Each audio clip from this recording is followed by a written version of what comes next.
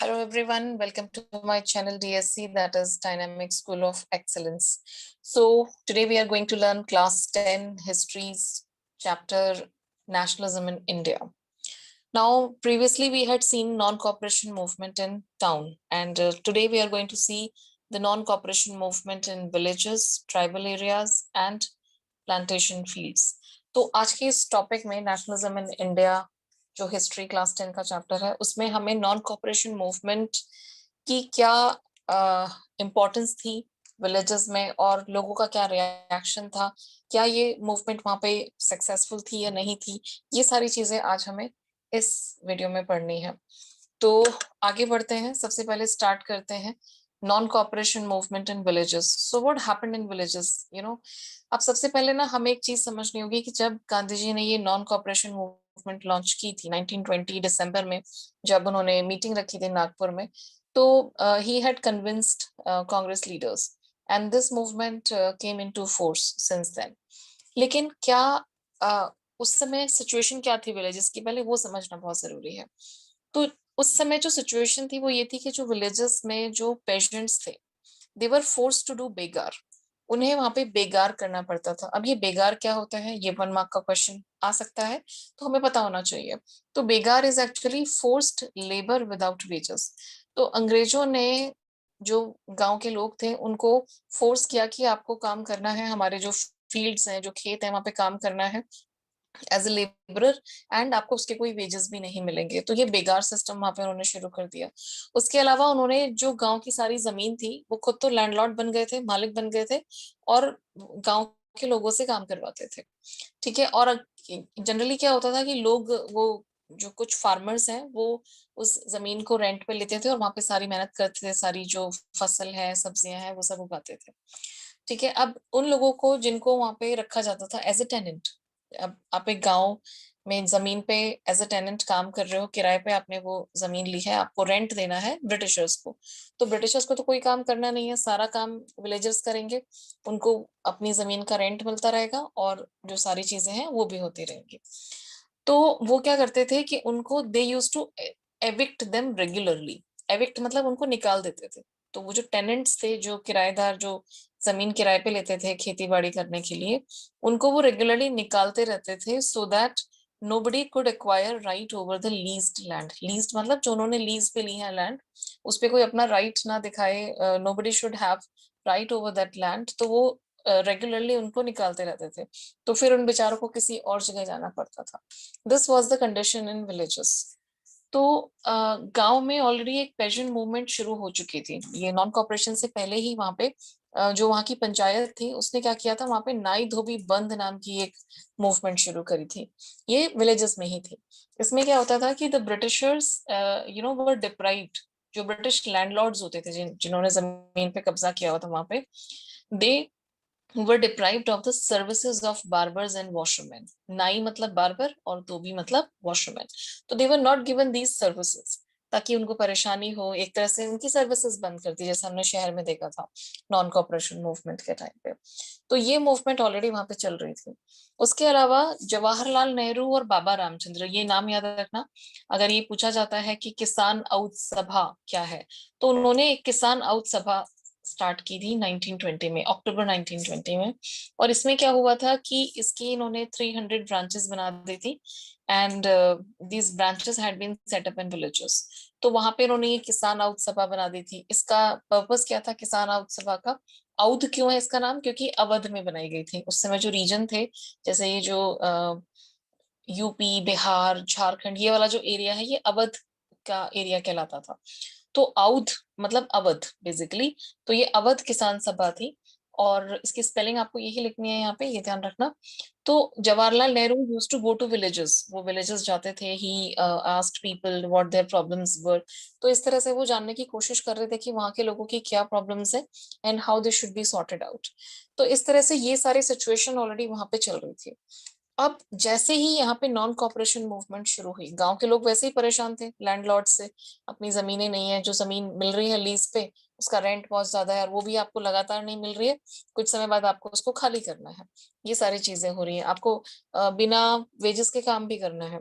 All this things really tortured these villagers.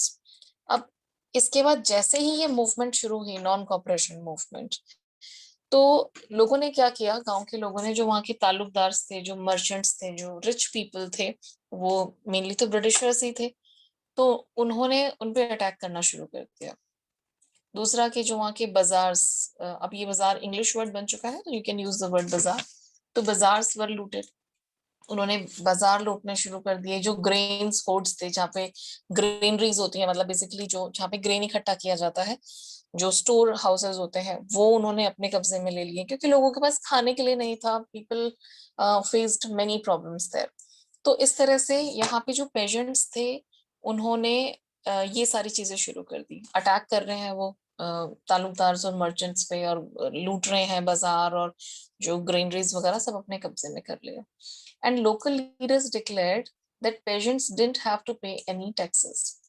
और local जो leaders थे, उन्होंने कहा कि अब तो नॉन कॉपरेशन मूवमेंट है, तो अब तो हमें कोई टैक्सेस नहीं देने हैं, और जो लैंड है, जो ब्रिटिशर्स के पास लैंड है, वो भी अब हम में ही जो रीडिस्ट्रीब्यूट हो जाएगी, मतलब हम ही इसके मालिक बन जाएंगे। ये उनके हिसाब से ये थी नॉन कॉपरेशन मूवमेंट। तो यहाँ पे, और जो भी वो काम कर रहे थे, वो कह रहे थे हमें तो महात्मा गांधी ने कहा है। So Mahatma was being invoked to sanction all actions and aspirations. तो जो भी उनके एक्शन थे, या जो भी उनकी एस्पिरेशंस थी, एस्पिरेशंस मतलब जो उनकी ग्रेट डिजायर्स थी, अच्छी बड़ी बड़ी इच्छाएं थी, कि भाई हमारे पास अपनी जमीन हो, और हमें कोई रेंट ना देना पड़े, हमें बहुत ज्यादा टैक्सेस ना देने पड़े। तो वो जितनी भी उनकी एस्पिरेशंस थी, वो उन्होंने महात्मा गांधी के नाम पे सैंक्शन करनी शुरू कर दी, कि हमें तो अब गांधी जी ने कहा है कि अब इनके साथ कॉपरेट नहीं करना है। कॉपरेट नहीं करना है, तो इसका मतलब अब हमें कोई रेंट देने की जरूरत नहीं है, और ना ही हम, अब हमें जमीन भी अपनी वापस मिल जाएगी। तो गांव की जो भी जमीन है, वो आपस में सबके पास डिवाइड हो जाएगी। तो this way the whole message of Mahatma Gandhi about non-cooperation movement was misinterpreted। मतलब उसको लोगों ने गलत तरीके से समझ लिया। एक तो इसमें वायलेंस आ गया, ठीक है। तो आपको ये भी क्वेश्चन पूछा जा सकता है कि पेशेंट की जो स्ट्रगल है, उसमें ये नॉन कॉपरेशन मूवमेंट ने क्या कुछ बेहतर किया, या फिर और जो सिचुएशन है वो वर्स हो गई। तो this you have to understand and write accordingly. अब आते हैं ट्राइबल एरियाज। ट्राइबल एरियाज कौन से होते हैं? जो जंगल वाले एरियाज होते हैं, जहाँ पे आदिवासी लोग अपने हिसाब से रहते हैं, ठीक है। उनका एक अपना एक कल्चर होता है, कुछ उनकी वैल्यूज होती हैं। तो अब ये नॉन कॉपरेशन मूवमेंट आने से पहले हमें कुछ और चीजें समझनी है कि वहां पे क्या कंडीशन थी। गांव के लोग तो हमने देख लिया खुश नहीं है, टॉर्चर किया जा रहा है उन्हें। But what happened in in tribal areas. तो बुक में एक एग्जांपल दिया हुआ है यहाँ पे गुडेम हिल्स का। अब ये गुडेम हिल्स है आंध्र प्रदेश, ये याद रखना है आपको, हिल्स का नाम भी, और कहाँ पे है वो भी। तो they are in Andhra Pradesh. अब वहां पे जो ट्राइबल पीपल थे, उन्होंने क्या किया, मिलिटेंट गुरिल्ला मूवमेंट शुरू की। अब ये मिलिटेंट गुरिल्ला मूवमेंट क्या है, कि जो छुप के अटैक करते थे, क्योंकि वो लोग ब्रिटिशर्स से बहुत ज्यादा गुस्से में थे। They were very much enraged. Enraged मतलब बहुत ज्यादा गुस्से में थे विद द ब्रिटिश गवर्नमेंट। अब ऐसा क्या हुआ था उनके साथ कि उनको बहुत गुस्सा था, और इसलिए वो जो ब्रिटिश ऑफिशियल्स थे, उन पे छुप के अटैक करते थे। गुरिल्ला मूवमेंट नाम दिया था उसको। तो उसका रीजन ये था कि they were not allowed to enter the forest. अब फॉरेस्ट ही उनका लाइवलीहुड था, फॉरेस्ट से ही वो चीजें इकट्ठी करते थे, है ना, जैसे। और अपने जो एनिमल्स हैं उनको ग्रेज करते थे। ग्रेज करना मतलब घास चराना। And they used to collect fuel wood. अब जैसे खाना बनाने के लिए लकड़ी चाहिए, तो वो उन्हें जंगल से मिलती थी। फिर वो अलग अलग तरह के फ्रूट्स कलेक्ट करते थे, हर्ब्स कलेक्ट करते थे, हनी वहां से लेते थे। तो उनका वही तो सोर्स ऑफ लाइवलीहुड था। They used to sell those products, या उसके बदले में कोई और दूसरी चीज ले लेते थे। ये सारी चीजें आपने नाइन्थ में पढ़ी हैं। ये जो चीजें हैं, ये सब बंद हो गई, मतलब उनका जो सोर्स ऑफ लाइवलीहुड है वो खत्म हो गया। जो वो खेती करते थे, स्लैश एंड बर्न आपने पढ़ा होगा, वो खत्म हो गया। अब ना तो वो खेती कर सकते हैं जंगल में जाके, जो एक एरिया क्लियर करके करते थे, ना ही उन्हें फ्यूल वुड मिलेगा, ना ही वो अपने एनिमल्स को वहां पे चरा सकते हैं। उनकी एंट्री फॉरेस्ट में बंद कर दी। तो यहाँ पे अब उन्हें क्या लगा कि this deprived them of their livelihood, है ना। तो जो एक सोर्स ऑफ इनकम है वो खत्म हो गई, as well as threatened their traditional values and rights. अब जो काम वो इतने सालों से करते आ रहे हैं, आपने वो चीजें सारी बंद कर दी। तो obviously they were very much enraged, and they really wanted to take revenge on Britishers. कि उनकी जो वैल्यूज है वो खत्म हो गई है, तो उनका ट्रेडिशनल राइट था, हक था जंगल पे, और उन्हें ही वहां से निकाल दिया दिस थिंग। उसके अलावा अब ये तो है ही, उसके अलावा गवर्नमेंट जो है, ब्रिटिश गवर्नमेंट यहाँ पे, ठीक है, began forcing them to contribute बेगार। अब आपको बेगार भी करना है, मतलब जो उनका लाइवलीहुड छीन लिया, जंगल में नहीं जा सकते, वो खेती नहीं कर सकते हैं वहां पे। उसके अलावा आपको जबरदस्त बिना किसी वेजेस के काम भी करना है। तो रोड बिल्डिंग्स, वो रोड्स वगैरह बना रहे थे उस समय पे, तो उनको कहा कि आपको हमारी मदद करनी पड़ेगी, you have to build roads for us. तो और उसके लिए कोई वेजेस भी नहीं मिलेंगे।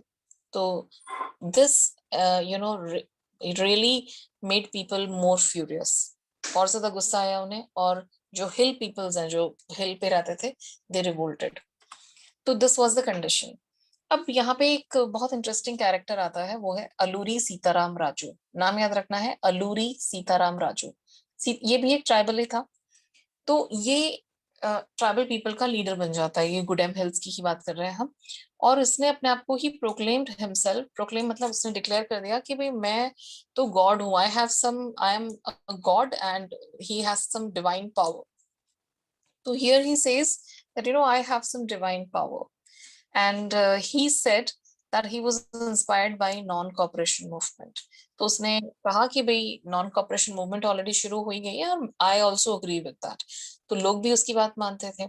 उसने लोगों को समझाया कि भाई आपको खादी पहननी है, खादी के ही कपड़े पहनने हैं, and you have to give up drinking. तो गांधी जी की इन दो बातों में ये मानता था। तो again this is one mark question, पूछ सकते हैं कि ऐसी कौन सी दो चीजें थी जिसके जिसमें इसने गांधी जी को सपोर्ट किया। लेकिन गांधी जी की एक बात से वो अग्री नहीं करते थे। क्या थी वो? he asserted that India could be liberated only by the use of force. force मतलब violence। तो जब तक ब्रिटिशर्स पे हम अटैक नहीं करेंगे, इनको हम फिजिकली हर्ट नहीं करेंगे, they are not going to leave our country. So it's very important for us to use some force। हमें फोर्स करना ही पड़ेगा, तभी हम अपनी कंट्री को लिबरेट कर सकते हैं। इसलिए ये जो गुरिल्ला अटैक है, जो हमने प्रीवियस स्लाइड में देखा था, ये सब किए जा रहे थे, राइट। सो वो क्या करते थे, दे अटैक्ड पुलिस स्टेशंस, क्योंकि वहां पे सब ये सब ब्रिटिशर्स के अंडर आती थी चीजें। And they also attempted to kill British official to get swaraj. तो गांधी जी का जो नॉन वायलेंस वाला जो एक मंत्र था, that was not followed by the people here. तो जैसे हमने देखा कि ना तो गांव के लोगों ने वो चीज नॉन नॉन वायलेंस को फॉलो किया, सब बेसिकली इस मूवमेंट के थ्रू वो सब अपने जो प्रॉब्लम्स है उन्हें सॉर्ट आउट करना चाहते थे। उनको लगा कि अब हम टैक्सेस नहीं देंगे, चलो अब हम बच गए इन चीजों से, और लैंड भी हम आपस में बांट लेंगे, लाइक दैट। तो everybody was doing it actually for their own benefit. और Raju, Alluri Sitaram Raju, he was captured and executed in 1924। तो बहुत लंबे समय तक ये नहीं चल पाई उनकी चीजें, एंड ही वाज एग्जीक्यूटेड। तो लेकिन फिर भी ये एक फोक हीरो बन गया था, अलूरी सीताराम राजू। चलो, तो this topic is over. Now let's move on to the next topic. अब प्लांटेशन में क्या हुआ, प्लांटेशन क्या होता है पहले वो समझ लेते हैं। प्लांटेशन होता है कि जहाँ पे हम लार्ज स्केल पे खेती करते हैं, जैसे जो आपने देखा होगा कि जो टी प्लांटेशंस होते हैं, कॉफी प्लांटेशंस होते हैं, शुगर केन के भी होते हैं प्लांटेशंस, कि जहाँ पे बहुत ही वाइड एरिया होता है, मतलब छोटे छोटे एक लैंड एरियाज नहीं होते हैं, we have wide areas where so many people work. तो इन ब्रिटिशर्स ने क्या किया था कि बहुत सारे ऐसे एरियाज थे वहां पे, दे हैड हायर्ड पीपल, और उन्होंने वहां पे वर्कर्स को रखा हुआ था, वर्कर्स लेबरर्स वहीं पे रहते थे, and they used to work in those plantations. लेकिन उन्होंने क्या किया था कि they were not allowed to go anywhere. वो जो लोग थे, मतलब दे वर कन्फाइंड देयर, उनको वहां पे कन्फाइन करके रखा हुआ था, बांध के इन द सेंस कि उन्हें अपने इस पर्टिकुलर एरिया से बाहर जाने की इजाजत नहीं थी। Even they could not go to their villages to meet their families. उनको इस तरह से वहां पे स्लेव बना के रखा होता, बस सारा दिन आपको काम करना है, और आपको उसके बदले में थोड़े से वेजेस मिल जाएंगे और खाना मिल जाएगा। उन्होंने एक एमिग्रेशन एक्ट लगाया था, इनलैंड एमिग्रेशन एक्ट। कब हुआ था ये? 1859 में। तब से चल रहा था ये। और इस एक्ट के under the plantation workers could not leave. They were not allowed to leave the tea gardens without permission. तो इस एक्ट में उन्होंने साइन करवा लिया ताकि भाई हमारी परमिशन के बिना आप जाओगे नहीं, और परमिशन उनको कभी मिलती नहीं थी, तो ना परमिशन दोगे नहीं तो वो जाएंगे कैसे? This happened. तो द प्लांटेशन वर्कर्स थॉट कि ये जो स्वराज का मतलब है, जो गांधी जी ने ये मूवमेंट शुरू करी है, नॉन कॉपरेशन मूवमेंट स्वराज के लिए, इसका मतलब क्या है कि अब तो हमारा राज है। स्व मतलब अपना, राज, और इसका मतलब है मूविंग फ्रीली, कि अब हम कहीं पे भी मूव कर सकते हैं, and now we are no longer confined to this particular area and out of the confined places and could renew their link with their villages. तो प्लांटेशन वर्कर्स ने क्या समझा यहाँ पे नॉन कॉपरेशन मूवमेंट को, कि अब वो अपने घर जा सकते हैं, अब वो मतलब यहाँ पे रहने की जरूरत नहीं है, किसी की परमिशन लेने की जरूरत नहीं है। नॉन कॉपरेशन का मतलब क्या है कि आप अब अंग्रेजों के साथ कॉपरेट नहीं कर रहे हो, तो अब वो वापस जा सकते हैं। This was their thinking. And when they heard of non-cooperation movement, thousands of workers left the plantation. तो जैसे ही उन्होंने इस मूवमेंट के बारे में सुना, वो वहां से चले गए, उन्होंने प्लांटेशन छोड़ दिया कि भाई अब तो जरूरत ही नहीं है हमें इनकी परमिशन लेने की या कुछ भी, क्योंकि अब तो हम इनके अगेंस्ट ही हो गए हैं। ठीक है, और वो चल पड़े घर की तरफ। They headed home. They thought Gandhi was coming and everyone would be given land in their own villages. तो ये उन्होंने सोच लिया, ये उनकी अपनी इंटरप्रिटेशन थी कि अब तो हमें अपने गांव चले जाएंगे, हम अपने गांव में हमें जमीन मिल जाएगी, क्योंकि गांव में भी जमीन रीडिस्ट्रीब्यूट हो रही है, अब तो गांधी जी सब कुछ ठीक कर देंगे and we are going to live happily. लेकिन हम जैसा सोचते हैं वैसा नहीं होता है हमेशा। तो हुआ क्या कि दे नेवर रीच्ड होम, वो बेचारे घर पहुंच ही नहीं पाए। क्यों? क्योंकि उस समय रेलवे की और स्टीमर्स वगैरह की भी स्ट्राइक चल रही थी, तो जो पानी वाले जो रास्ते हैं सारे, या फिर जो रेलवे है, वो तो बंद थी। अब बेचारे जो पैदल ही जा रहे थे उनको बीच में ही पुलिस ने पकड़ लिया। They were caught up by the police and they were brutally beaten. तो या तो वो वहीं पे ही मर गए, दे पिट पिट के, या फिर they had to go back to the plantations. This is what happened. तो हमने जो ये चारों पॉइंट्स देखे हैं, non cooperation movement in towns, in villages, in hilly areas, और मतलब in tribal areas and in plantation, तो सब जगह पे जो मूवमेंट है, जिस तरह से गांधी जी शुरू करना चाहते थे वैसे वो शुरू नहीं हुई। एक जो हमें सत्याग्रह वाला जो एक मार्ग अपनाना था वो यहाँ पे नहीं हुआ। एक जो मास एजिटेशन वो चाहते थे वो नहीं हुआ, and that led towards violence. ठीक है, क्योंकि सबने उसको अलग अलग तरीके से अपने हिसाब से इंटरप्रेट किया according to their own convenience, and that's why in February 1922 the non cooperation movement was called off. Called off मतलब कैंसिल, तो इस मूवमेंट को कैंसिल कर दिया गया। ठीक है, so we have discussed very important points here and you have to remember all the points. So see you soon in the next video. Thank you for watching this video. Video अगर अच्छी लगी हो तो उसे share करें, like करें, और channel को सब्सक्राइब करें, क्योंकि you are going to get so many videos not only on social science but English, Hindi, and even for spoken English, grammar, vocabulary, and what more. So bye everyone. See you soon in the next video.